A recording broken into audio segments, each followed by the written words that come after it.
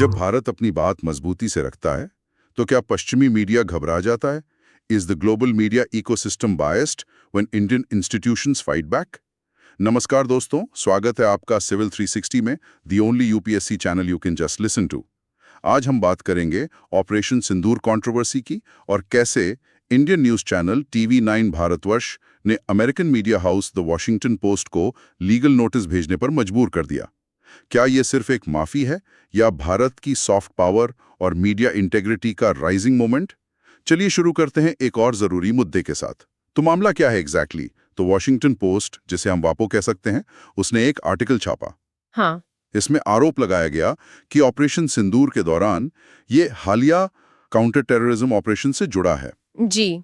इस दौरान Indian media, specially TV9 Bharatvarsh ने मिस इन्फॉर्मेशन, मतलब गलत सूचना फैलाई। Right. But here is the twist. TV9 ने पलटवार करते हुए वॉपो को ही लीगल नोटिस भेज दिया। एग्जैक्टली। और इसके बाद जो हुआ वो काफी रिवीलिंग है जानना, फैसिनेटिंग है। अच्छा। वॉपो को एक डिटेल्ड, लंबा चौड़ा करेक्शन जारी करना पड़ा। इसमें उन्होंने माना कि उनके ओरिजिनल आर्टिकल में कई सीरियस फैक्चुअल एरर्स थे। कई एरर्स? हाँ, सीरियस एरर्स। ये पूरी घटना वेस्टर्न मीडिया की रिपोर्टिंग क्रेडिबिलिटी पर और इंडियन इंस्टीट्यूशंस के रिस्पांस मैकेनिज्म, यानी उनके जवाब देने के तरीके पर इंपॉर्टेंट क्वेश्चंस उठाती है। मतलब आयरनी देखिए कि मिस इन्फॉर्मेशन पर लिखा गया आर्टिकल खुद मिस इन्फॉर्मेशन से भरा पाया गया। Okay, let's unpack some of those major errors. Sources में क्या मेंशन है?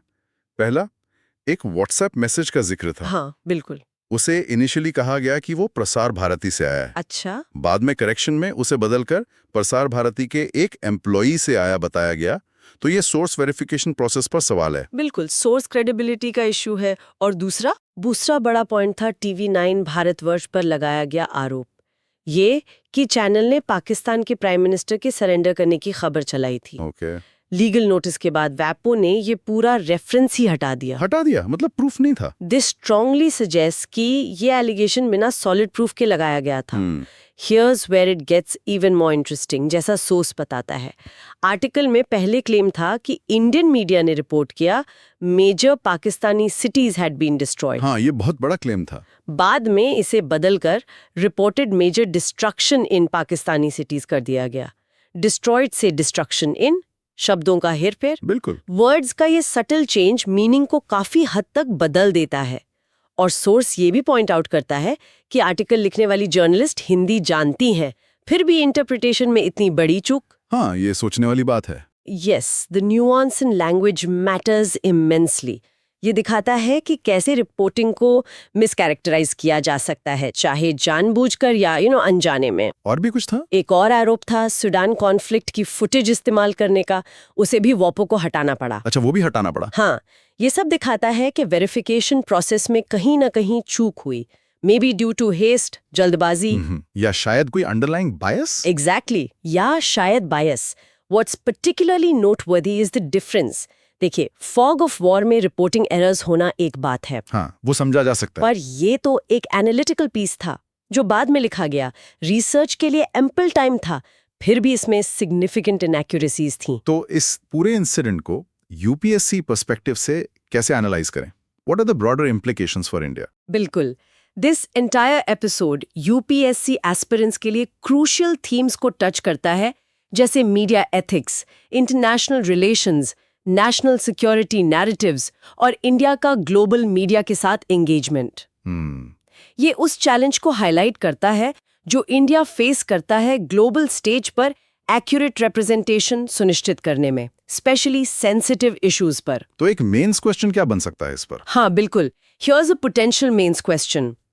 Critically analyze the challenges faced by Indian institutions in countering perceived biases in international media reporting concerning national security issues and suggest measures to strengthen India's narrative management. अंतर्राष्ट्रीय media reporting में विशेषकर राष्ट्रीय सुरक्षा मुद्दों से संबंधित कथित पूर्वाग्रहों का मुकाबला करने में भारतीय संस्थानों के सामने आने वाली चुनौतियों का आलोचनात्मक विश्लेषण करें और भारत के नैरेटिव मैनेजमेंट को मजबूत करने के उपाय सुझाएं।